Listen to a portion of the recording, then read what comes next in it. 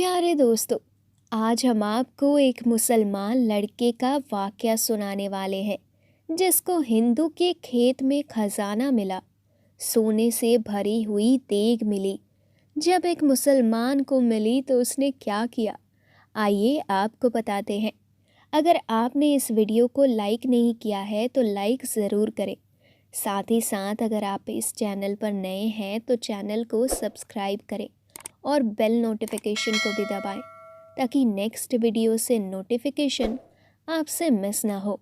तो चलिए बिना वक्त बर्बाद किए शुरू करते हैं।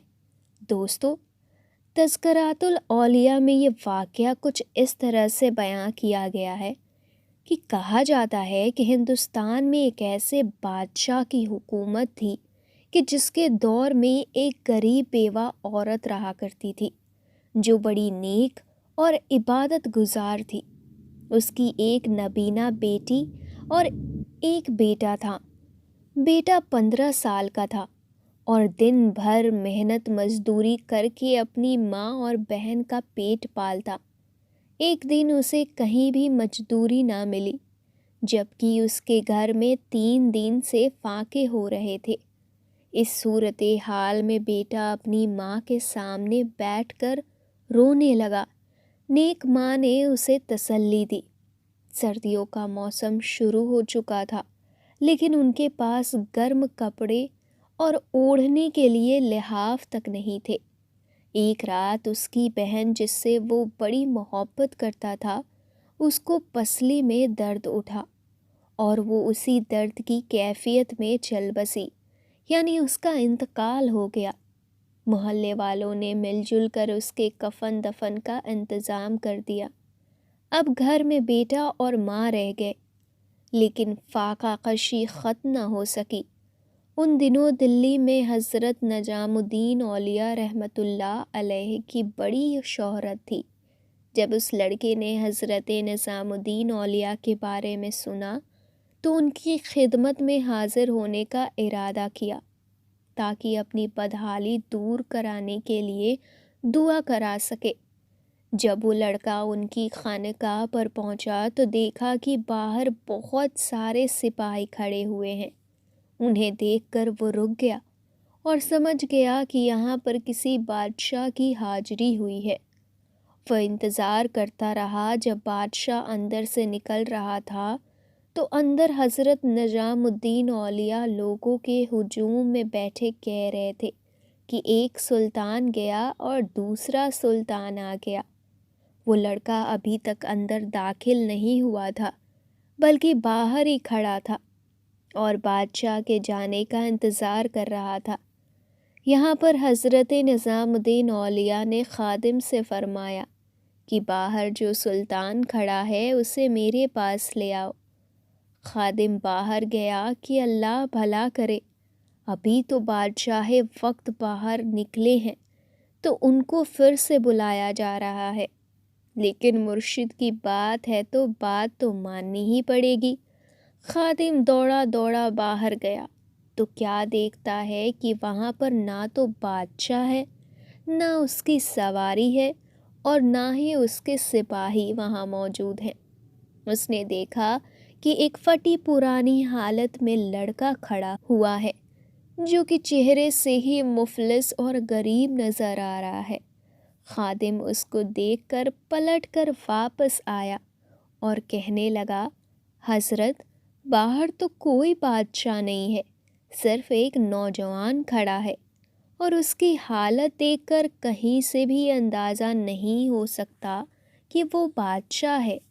हज़रत निज़ामुद्दीन औलिया मुस्कुराने लगे और फरमाया, हाँ, वही तो आने वाले कल का बादशाह है, जाओ उसे मेरे पास ले आओ। इसके बाद वो खादिम लड़के के पास आया और कहने लगा कि अंदर आपको बुलाया जा रहा है। लड़का अंदर दाखिल हुआ तो हज़रत निज़ामुद्दीन औलिया ने बड़ी शफ़क़त से फरमाया कि बादशाह बैठ जाइए। वो लड़का बोला, हुजूर, मैं कहाँ बादशाह, मैं तो किस्मत का मारा बड़ा ही गरीब आदमी हूँ। दिन और दुनिया के बादशाह तो आप हैं, اللہ پاک نے آپ کو جو رتبہ عطا کیا ہے، بس اسی رتبے کی دھوم ہمارے پاس بھی مچی ہوئی تھی، اور ہم آپ کی تعریف، آپ کے مرتبے کو جان کر یہاں پر آئے ہیں۔ لڑکے کو کیا معلوم تھا کہ اس کی ماں کی دعاؤں کی بدولت اب اسے فیض ملنے کا وقت آ چکا ہے۔ حضرت نظام الدین اولیاء جو اس وقت روزے سے تھے اور ان کے سامنے افطاری کا کھانا رکھا ہوا تھا، جب آپ نے افطاری کر لی تو وہاں پر کھانا اب بھی رکھا ہوا تھا۔ آپ نے فرمایا کہ بیٹا اسے کھا لو، یہ بادشاہی کا تاج ہے۔ اس نے فوراً حکم کی تعمیل کی اور حضرت نظام الدین اولیاء کا کھانا کھا لیا اور آپ کی دعا لے کر وہاں سے رخصت ہو گیا۔ حضرت نظام الدین اولیاء نے چونکہ پہلے ہی یہ پیش گوئی کر دی تھی، تو بس اب اس کے دل میں اطمینان تھا کہ اللہ کے ولی نے دعا کر دی ہے، اب تو وقت کا انتظار ہے۔ اب اس کے پاس کوئی کام تو نہیں تھا، لیکن اچانک ایسا ہوا کہ مزدوری کی تلاش کرتے کرتے کچھ دنوں کے بعد اس لڑکے کو ہندو برہمن کے کھیت میں ہل چلانے کی ملازمت مل گئی۔ جب اس کو کام ملا تو اس نے کہا کہ خالی بیٹھے رہنے سے اچھا ہے کہ ہاتھ پیر چلا لوں، تو وہ اس برہمن کی کھیت میں ہل چلانے لگا۔ ایک دن ہل چلاتے ہوئے اس لڑکے کو زمین کے اندر سے سونے کے سکے اور اشرفیوں سے بھری ایک دیگ ملی۔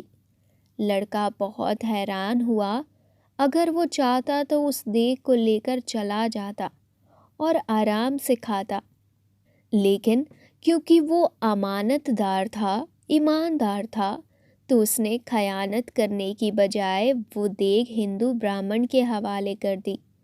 وہ ہندو برہمن اس کی ایمانداری سے بڑا خوش ہوا کہ اتنی بڑی دیگ ملنا اور دیگ کو دیکھ کر لالچ میں نہ آنا اور اس میں سے ایک بھی اشرفی نہ لینا، ایک بھی سونے کا سکہ نہ لینا، ظاہر سی بات ہے کہ ایسے نیک نوجوان کو کون نہیں یاد رکھے گا۔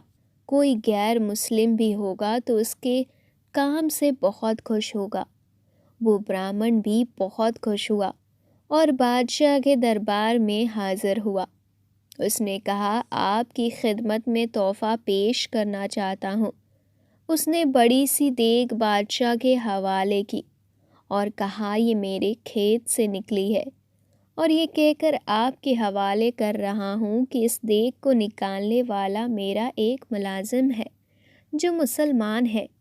وہ کافی دنوں سے بڑی محنت سے میرے کھیتوں پر کام کر رہا ہے۔ وہ غریب ہے، لیکن اس نے ایک سکہ بھی اس دیگ سے نہیں لیا ہے۔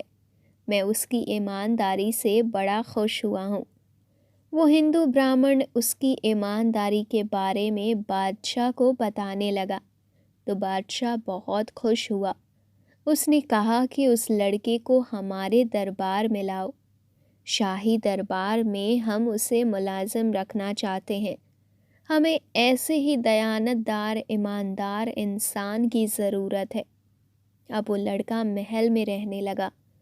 کچھ وقت کے بعد وہ لڑکا اپنی ذہانت اور قابلیت کی وجہ سے دربار کے خاص امراء میں شامل ہو گیا، یعنی اس کا چرچا ہونے لگا۔ اللہ پاک نے کایا پلٹ دی۔ دعا اس کو مل گئی تھی اور دعا کو قبول بھی کر لیا گیا تھا، لیکن اب وہ بادشاہ کیسے بنا؟ تو وہ اس طرح سے بنا کہ جس بادشاہ کے یہاں وہ نوکری کر رہا تھا، اس کے شہر سے دور ایک دوسرے شہر میں اس کی رہائش تھی۔ وہاں کے رہنے والے لوگوں نے جب دیکھا کہ یہ لڑکا تو بادشاہ کے پاس کام کرتا ہے اور بہت اچھے مشورے دیتا ہے، یہاں تک کہ اللہ پاک نے اس کو اتنا نواز دیا ہے کہ جو اتنی دولت ہونے کے باوجود سب کا خیال رکھتا ہے، غریبوں میں پیسے بانٹتا ہے، اگر ہم ایک دوسرے سے مشورہ کریں اور اپنے شہر کا بادشاہ کسی کو بنانا چاہے تو کیا ہی بات ہو کہ ہم اس لڑکے کو بادشاہ بنا دیں۔ تو وہاں کے رہنے والے تمام معزز لوگوں نے، جو بڑے بڑے امیر لوگ تھے، انہوں نے اتفاق رائے سے اس لڑکے کو اپنا بادشاہ بنا لیا۔ بادشاہ بننے کے بعد وہ سب سے پہلے حاضر ہوا حضرت خواجہ نظام الدین اولیاء رحمۃ اللہ علیہ کے دربار میں، اور آپ کے پاس آ کر اس نے ادب سے کہا، حضرت، آپ کی دعا سے آج میں کہاں سے کہاں پہنچ گیا۔ آپ کی دعا نے مجھے کہاں سے کہاں پہنچا دیا۔ اگر آپ میرے لیے دعا نہیں کرتے تو میں بادشاہ نہیں ہوتا۔ مجھے میرے شہر کا وہ امیر انسان بنا دیا گیا ہے کہ اگر آج میں اپنے منصب کو دیکھتا ہوں تو سوچتا ہوں، کہاں میں غریب نادار مسکین تھا کہ میرے گھر میں 3 دن سے فاقے ہوا کرتے تھے۔ میری بہن اسی بھوک سے دنیا سے چلی گئی، لیکن آپ کی دعا نے میری زندگی بدل دی۔ حضرت نظام الدین اولیاء مسکرا کر کہنے لگے، تمہارے اچھے عمل نے اللہ کو خوش کر دیا۔ آج جو کچھ تم ہو یہ اللہ پاک کی تم پر مہربانی ہے۔ تم نے لالچ نہیں کی، تم نے ہر ایک انسان کا خیال رکھا۔ تم نے یہ نہیں دیکھا کہ تم کسی ہندو کے کھیت میں کام کر رہے ہو۔ تم نے امانت کی چیز امانت دار کو دے دی۔ اگر تم ذرا سی بھی چوک کرتے، یعنی غلطی کر جاتے اور لالچ میں وہ سکے اپنے پاس رکھ لیتے، بے شک ان میں سے ایک سکہ ہی رکھتے، تو کبھی بھی بادشاہ نہیں بنتے۔ تمہارے اعمال نے تمہیں بادشاہ بنایا ہے، کیونکہ اللہ پاک کو تمہارے یہ عمل پسند آیا۔ سبحان اللہ۔ جب وہ بادشاہ بنا تو اکثر کہا کرتا ہے کہ حضرت خواجہ نظام الدین اولیاء رحمۃ اللہ علیہ کی دعا نے مجھے گدائی سے شاہی تک پہنچا دیا، ورنہ میں تو ایک غریب انسان تھا۔ کہا تھا میں اور کہاں پہنچ گیا۔ دوستو، یہ ویڈیو آپ کو کیسی لگی ہمیں کامنٹ باکس میں ضرور بتائیے گا۔ ساتھ ہی اس ویڈیو کو لائک ضرور کیجیے گا، اور اگر آپ چینل پر نئے ہیں تو چینل کو سبسکرائب کریں، ساتھ ہی ساتھ بیل آئیکن کو بھی دبائیں تاکہ نیکسٹ ویڈیو سے نوٹیفیکیشن آپ سے مس نہ ہو۔ ہم ملتے ہیں ایسے ہی واقعے کے ساتھ اگلے ویڈیو میں، تب تک کے لیے خدا حافظ۔